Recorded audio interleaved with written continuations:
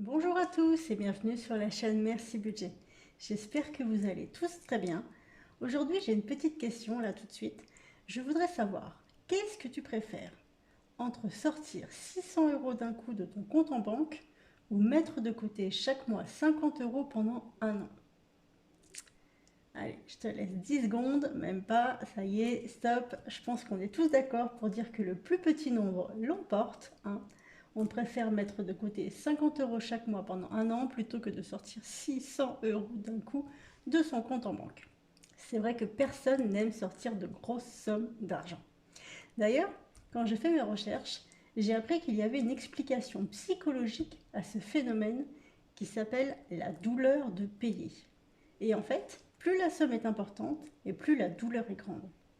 Et donc, c'est pour cela que faire son budget annuel, et notamment budgétiser les dépenses qui sont à prévoir, sont la clé de la réussite.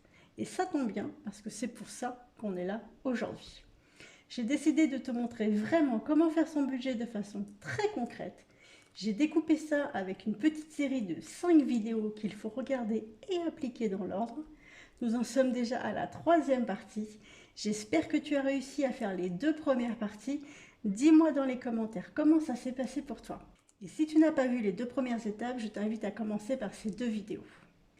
Alors pour rappel, ce sont des vidéos qui s'adressent à des personnes qui n'ont jamais vraiment fait de budget, comme par exemple mon chéri. Et bien sûr, si tu es déjà calé là-dedans, je ne vais rien t'apprendre, ça c'est sûr. Moi-même, je suis assez à l'aise maintenant et je fais mon budget très rapidement. L'idée là vraiment, c'est de vous montrer étape par étape. Alors attention, hein, comme je l'ai déjà dit, je ne suis pas là pour obliger à faire quoi que ce soit. Je propose juste une manière de faire un budget. Je donne des conseils. Après, chacun fait comme il veut. Alors c'est parti. De quoi avons-nous besoin aujourd'hui? Nous aurons besoin d'une feuille ou d'un cahier, d'un crayon à papier, d'une gomme et de mémoire. Alors nous avons vu dans la première partie comment comprendre les montants qui sont sur nos relevés de compte et dans la deuxième partie comment classer les dépenses fixes et les dépenses variables courantes. Nous allons maintenant nous attaquer à une grosse partie, c'est les dépenses à provisionner. Alors qu'est-ce que ça veut dire les dépenses à provisionner? En fait, ce sont toutes les dépenses qui sont occasionnelles et qui sont prévisibles.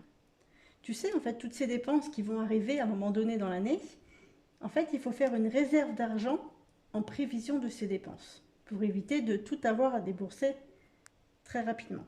Par exemple, pour Noël, si tu attends le 1er décembre pour mettre de l'argent de côté, il y a de fortes chances pour que tu n'aies pas grand-chose. Il va donc falloir que tu prévoies ces dépenses en amont afin d'être serein à l'approche des fêtes. L'idée vraiment, c'est de budgétiser les dépenses sur les 12 prochains mois et de les lisser sur les 12 prochains mois, ou autrement dit, mensualiser tes dépenses pour éviter les trous dans le budget. C'est-à-dire que, par exemple, du mois de janvier au mois de décembre, tu vas mettre de l'argent de côté en prévision de Noël. Que par exemple, pour tes vacances au mois d'août, tu vas mettre de l'argent de côté du mois de janvier à décembre. Et idem pour toutes les autres dépenses. Du coup, tu n'auras plus l'obligation de commencer tes achats de Noël, par exemple en octobre, pour étaler tes dépenses. Et tu ne seras pas non plus obligé de prendre un crédit pour tes vacances.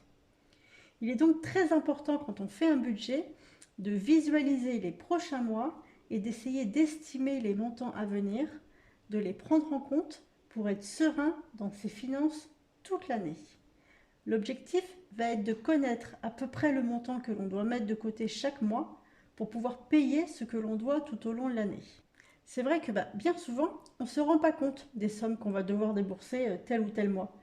Et c'est vrai que le fait de mettre des chiffres noir sur blanc, ça va nous permettre de prendre conscience de ces montants. Bon, allez, assez blablaté, attaquons tout de suite. On va commencer par les dépenses que l'on a faites ces derniers mois et qui sont donc sur nos relevés de compte. Donc on va faire mois par mois. Donc tu prends ton premier relevé de compte et tu feras pareil avec les autres mois. Donc là, pour ma part, pour le mois de janvier, donc tu dois lister toutes les dépenses qui sont variables à provisionner. À chaque fois, il va falloir que tu te poses ces questions. Est-ce que c'est une dépense variable occasionnelle? Si la réponse est non, ça veut dire que c'était une dépense fixe ou une dépense variable courante, et à ce moment-là que tu l'as oublié. Tu dois donc l'ajouter dans le bon tableau qu'on a vu dans les précédentes vidéos. Si la réponse est oui, ça veut dire que c'est une dépense variable approvisionnée. Et à ce moment-là, il va falloir la lister. Alors, pour ma part, au mois de janvier, en jaune, ce sont mes dépenses variables. Donc là, c'était un virement interne. Là, c'était des dépenses variables courantes, puisque c'était les magasins de courses, hein, c'était les courses alimentaires. Et là, nous avons la halle pour ma pupus à 8,96 €. Là, ce sont encore des courses alimentaires. Et là, nous avons Kiabi à 40 €. Je compte pas la halle puisque je me suis fait rembourser après, donc j'ai un avoir au mois de février. Donc voilà, c'est tout pour mon mois de janvier. J'ai fait pareil pour le mois de octobre et le mois de novembre.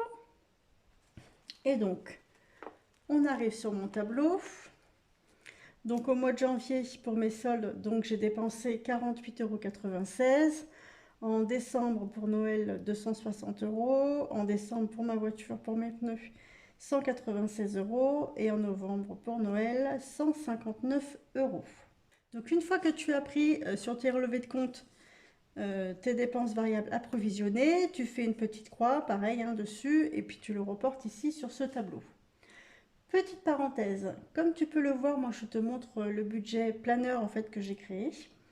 Alors c'est vrai que je me suis longtemps posé la question hein, de savoir si j'allais le proposer gratuitement ou si j'allais le mettre à vendre. Mais c'est vrai que c'est un support sur lequel j'ai quand même passé énormément de temps pour reprendre vraiment toutes les étapes du budget de A à Z. Donc j'ai décidé de le vendre, mais à un petit prix pour mes abonnés sur YouTube. Alors il est sur ma boutique Etsy. Je le fais à moins 50% pour le moment, tout simplement pour remercier les personnes qui me suivent depuis le début. Donc si vous souhaitez l'acheter, je vous mets le lien dans la barre de description. Vous devez rentrer le code promo Merci Budget et vous aurez les 50% de remise. Bien sûr, il n'y a aucune obligation à acheter mon budget de planeur. Vous pouvez tout à fait utiliser des feuilles de papier, un cahier, vous faites des tableaux et voilà, c'est réglé. Je referme la parenthèse. Alors, revenons à nos dépenses occasionnelles. Pour t'aider, je te mets une liste non exhaustive hein, des dépenses qui sont variables occasionnelles. Ça peut être les anniversaires, Noël, les fêtes, les soldes, les travaux de la maison, la décoration, l'entretien de la voiture, les réparations que l'on peut prévoir, les vacances, la rentrée scolaire, une régularisation du gaz, de l'eau, etc. La taxe foncière, l'entretien de la chaudière, etc., etc. Alors pour le moment, on va se contenter juste de ce que l'on relève hein, sur nos relevés de compte. On verra après pour toutes les autres dépenses au cours de l'année. Alors il est important de faire beaucoup de catégories hein, pour bien voir où part ton argent. Et pour l'instant, on se contente simplement de ce qu'on relève sur nos relevés de compte. Et normalement, tu dois avoir pointé toutes les dépenses qui sont sur tes relevés de compte, puisque c'est soit des ressources, de l'épargne, des dépenses fixes ou des dépenses variables qui sont courantes ou occasionnelles. Donc si tu as tout pointé, c'est super. Maintenant, il va falloir bosser et faire travailler ta mémoire ou ton agenda si tu es très organisé. Et donc, il va falloir que tu notes toutes les dépenses que tu connais qui vont arriver dans les 12 prochains mois et leur attribuer un montant. Alors, pour t'aider à savoir ce qu'il va y avoir comme événement au cours de l'année, tu peux par exemple regarder l'agenda de l'année à venir et tu peux surligner les périodes qui pour toi vont être synonymes de dépenses occasionnelles. Ça peut être par exemple les vacances scolaires si tu as des enfants et donc peut-être que tu feras plus de sorties à ce moment-là. Ensuite, tu peux reprendre la checklist des dépenses annuelles. C'est un petit peu une liste de tout ce qui peut arriver au cours de l'année. Tu peux aussi noter les événements qui vont avoir lieu dans les 12 prochains mois. Pardon. Donc tous les mois, en fait, tu notes ce qui va arriver et tu leur attribues un montant. Donc on peut voir ici au mois de janvier que pour les soldes, j'ai mis 360 €. Au mois de février, il y a la vidange donc à prévoir de 140 €, les anniversaires, les sorties pour les vacances. Ici, j'ai pas oublié de noter hein, qu'il fallait que je renégocie mon contrat de téléphone Bouygues avant le 29 avril. Au mois de mai, j'aurai les granulés à payer pour mon poêle à granulés. les soldes, la régule d'électricité, les vacances, la taxe foncière, etc., etc. Alors on peut aussi noter hein, sur ce document, par exemple, si tu as un enfant qui va vouloir se mettre à une activité sportive à la rentrée scolaire, ou si par exemple il aura besoin d'un appareil dentaire dans quelques temps, et tu peux aussi prévoir les dépenses qui risquent d'arriver d'ici quelques temps. C'est vrai que même si on ne connaît pas la date, on peut se dire que si par exemple on a une machine à laver, une voiture ou n'importe quel autre appareil qui est un petit peu vieux, ça risque de lâcher. Alors on espère bien sûr le plus tard possible, mais c'est une dépense qui va arriver, c'est certain, à un moment donné ou un autre. Donc on peut la budgétiser dès maintenant. Comme ça, on peut aussi mettre de l'argent de côté pour les imprévus. C'est ce qu'on appelle le fonds d'urgence. Alors je ferai une vidéo complète sur le fonds d'urgence, mais le principe c'est ça, c'est de mettre de l'argent de côté, faire une enveloppe en fait, pour tout ce qui est imprévu. Alors les montants que j'ai notés ici, ce ne sont pas des montants qui sont sûrs et certains. C'est vrai que pour les anniversaires, je ne sais pas si forcément je vais dépenser exactement ces montants-là, même pour les granulés d'ailleurs. Pour les vacances non plus, je ne vais pas forcément dépenser ce montant-là. Mais c'est des montants qui sont estimables. Donc ces montants, c'est ceux que tu penses être corrects ou que tu estimes être corrects, en te basant par exemple sur une dépense de l'année dernière. Et ensuite, on réajustera après en faisant le budget annuel. Là, c'est vraiment pour poser un petit peu déjà des chiffres. Donc pense bien à les écrire au crayon à papier du coup, puisque forcément, on va gommer.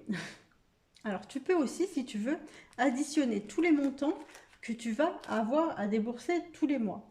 Donc ça va te permettre d'avoir une vue d'ensemble en fait sur toute ton année et de voir les différences en fonction des mois.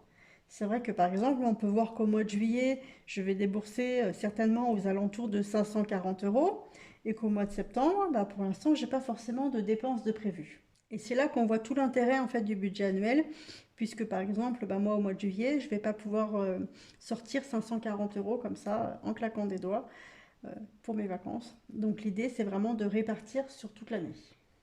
Alors ensuite, dans ce tableau, on va reporter tous les chiffres en fait pour que ça soit plus clair. Et ces chiffres vont nous servir pour faire vraiment le budget annuel et mensuel que nous verrons dans la 4e et dans la 5e étape. Donc là, l'idée, c'est vraiment de poser les chiffres. On verra après si c'est cohérent ou pas avec tes revenus.